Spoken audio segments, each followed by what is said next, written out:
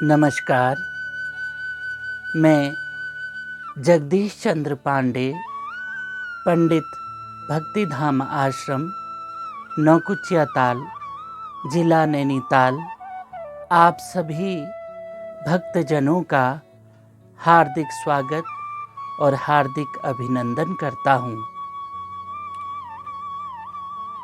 भक्ति माँ मौनी माई के चरणों में सादर नमन व बाबा नीम करोली महाराज के चरणों में सादर नमन करते हुए आज की कथा का शुभारंभ करते हैं।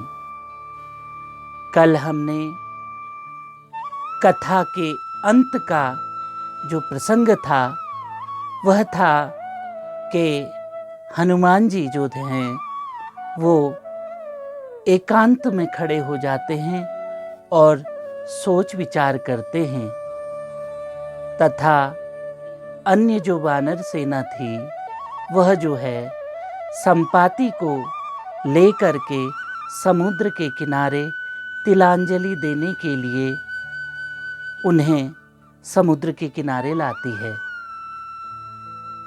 फिर संपाति समुद्र से जल लेके अपने भाई जटायु को अपनी तिलांजलि अर्पित करते हैं और अपनी श्रद्धांजलि अर्पित करते हैं। उसके बाद वह अंगद से कहते हैं कि जो 400 कोस के इस अथाह समुद्र को नांग कर उस पार जाएगा वही सीता माता की खोज कर पाएगा। इतना कहकर संपाति अपने स्थान को चले जाते हैं और सभी वानर आपस में मंत्रणा करते हैं कि कौन ऐसा बलशाली है, कौन ऐसा महावीर है जो इस 100 योजन के समुद्र को नांग पाए। तो सबका ध्यान हनुमान जी के ऊपर जाता है। जामवंत जी हनुमान जी के पास आते हैं और कहते हैं, हे महावीर, हे बजरंग बली, जागो जागो बजरंग बली जागो। तुम्हारे शरीर में अथाह शक्ति है जिसको तुम भूले बैठे हो। बचपन में तुमने सूर्य को फल समझ के निगल लिया था और ऋषि को संध्या वंदन में आपने परेशान किया था, जिससे ऋषि ने तुम्हें शाप दे दिया था कि तुम अपनी शक्ति को भूल जाओगे। लेकिन जब कोई तुम्हें तुम्हारी शक्ति को याद दिलाएगा तो तुम्हें वह शक्ति याद आ जाएगी। हे बल बुद्धि निधान, हे हनुमान जी, जागो जागो जागो।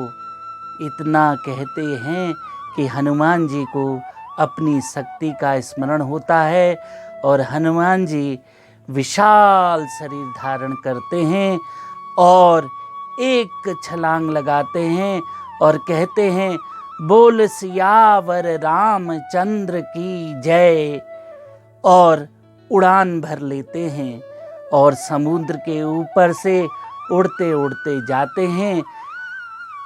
यह देख समुद्र हनुमान जी को प्रणाम करता है और हनुमान जी आगे को बढ़ते हैं। बढ़ते बढ़ते एक पर्वत उनके मार्ग में खड़ा हो जाता है। तो हनुमान जी कहते हैं, अब यह कौन सी बाधा आ गई? तो वह पर्वत कहता है कि हे पवन पुत्र, तुम्हारे पिता ने एक बार मेरी रक्षा की थी, उसी का बदला तारने के लिए मैं यहाँ पर उपस्थित हुआ हूँ। समुद्र ने, जो कि भगवान राम के पूर्वजों के सगर नाम के पूर्वज ने उनके ऊपर उपकार किया था, इसलिए समुद्र के कहने पर मैं यहाँ उपस्थित हुआ हूँ। आप थोड़ा मेरी शिखर पर विश्राम कर लीजिए, आप थक गए होंगे, इसलिए मैं उपस्थित हुआ हूँ, आप तनिक विश्राम कर लीजिए। इतना कहकर वह हनुमान जी से प्रार्थना करता है। तो हनुमान जी कहते हैं कि मैं प्रभु श्री राम के कार्य के लिए निकला हूँ, इसलिए जो प्रभु श्री राम के कार्य में निकला हो उसे आराम कहाँ। इतने में पर्वतराज समुद्र के गर्भ में समाते हैं और हनुमान जी को आगे जाने को कहते हैं। हनुमान जी इस प्रकार आगे बढ़ते हैं। इतने में कुछ दूरी पर जाने के पश्चात उन्हें एक सुरसा नाम की राक्षसी समुद्र में प्रकट होती है और वह हनुमान जी का मार्ग रोकती है और कहती है, अरे मूर्ख, कहाँ जा रहा है। हनुमान जी कहते हैं, माता, मैं प्रभु राम के कार्य से जा रहा हूँ, इसलिए मेरा मार्ग मत रोको। सुरसा कहती है, मैं भूखी हूँ और तू मेरा भोजन है, या तो किसी दूसरे भोजन की व्यवस्था कर दे, नहीं तो मेरा भोजन बन जा। हनुमान जी कहते हैं, अगर तुम्हारी ऐसी इच्छा है तो अपना मुंह खोलो। तो वह सुरसा नाम की जो राक्षसी होती है वह अपना मुंह खोलती है, लेकिन हनुमान जी अपना शरीर इतना विशाल बना देते हैं कि उसका मुंह जो है बहुत बड़ा खुला का खुला रह जाता है। इतने में हनुमान जी जो है छोटे से बन जाते हैं और उसके मुंह के अंदर का एक चक्कर लगा के बाहर को आते हैं। तो कहते हैं कि मैंने तुम्हारी बात रख ली और ब्रह्मा के वचन को भी झूठा ना होने दिया और मैं तुम्हारे मुंह के अंदर से होकर के बाहर आ गया हूँ, मैंने अपना वचन पूरा किया है। तो सुरसा नाम की जो राक्षसी होती है वह एक सुंदर स्त्री का रूप धारण करती है और कहती है, हे पुत्र, मैं नाग माता हूँ। देवताओं ने तुम्हारी परीक्षा लेने के लिए मुझे यहाँ भेजा था। तुम बुद्धि में श्रेष्ठ हो और मेरी परीक्षा में उत्तीर्ण हुए, इसलिए मैं अब आपसे विदा चाहती हूँ, आप अपने कार्य में सफल हो। इतना कहकर वह अंतर्ध्यान हो जाती है। इतने में हनुमान जी फिर आगे को प्रस्थान करते हैं और रास्ते में एक और निशाचरी उनको मिलती है जिसका नाम होता है सिंहिका।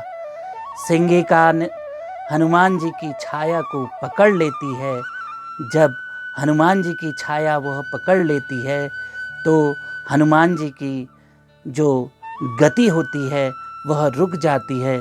तो हनुमान जी कहते हैं, ये मेरी शक्ति को क्या हुआ, मुझे कौन खींच रहा है। इतने में सिंहिका उनकी छाया को अपने समीप लाती है और हनुमान जी भी स्वयं खींचे चले आते हैं। उनको हाथ में पकड़ करके सिंहिका कहती है, आज तुम मेरे भोजन बनोगे और मैं तुम्हें खाऊंगी।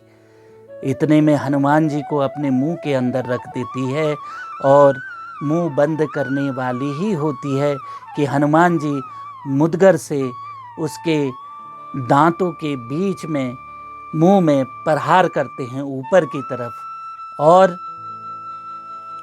प्रहार करके उसके सर के रास्ते उसका सर फोड़ के बाहर आ जाते हैं और निकल करके उड़ जाते हैं और सिंहिका वहीं प्राण त्याग देती है।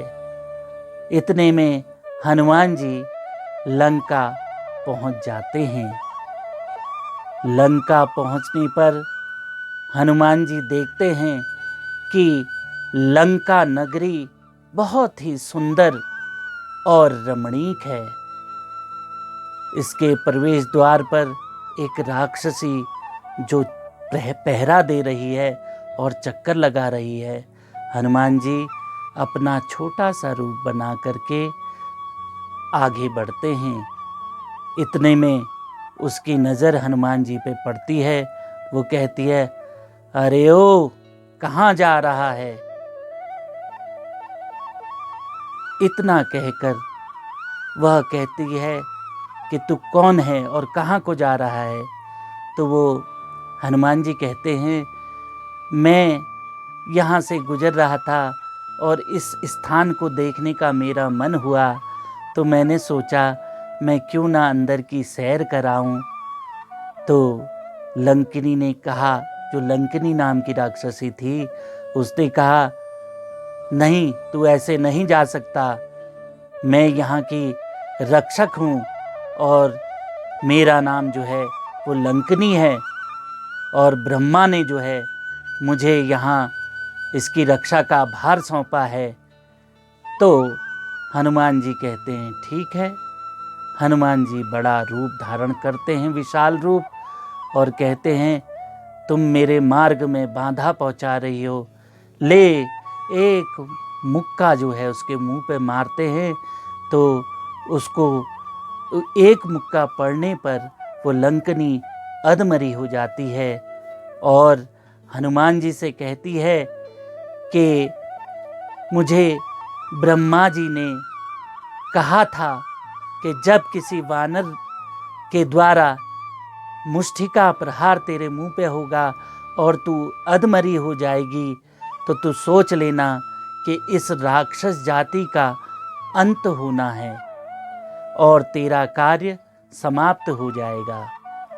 तो हे वानर श्रेष्ठ, हे पवन पुत्र हनुमान, आप अंदर जाइए और अपना काम कीजिए। मेरा कार्य समाप्त हुआ और मैं अब जाती हूँ। इतने में वो अंतर्ध्यान हो जाती है। बोलो सियावर रामचंद्र की जय, बोलो पवन पुत्र हनुमान की जय। तो भक्तजनों, आज की कथा का समापन हम यहीं करते हैं। मंगल शुभकामनाओं के साथ नमस्कार।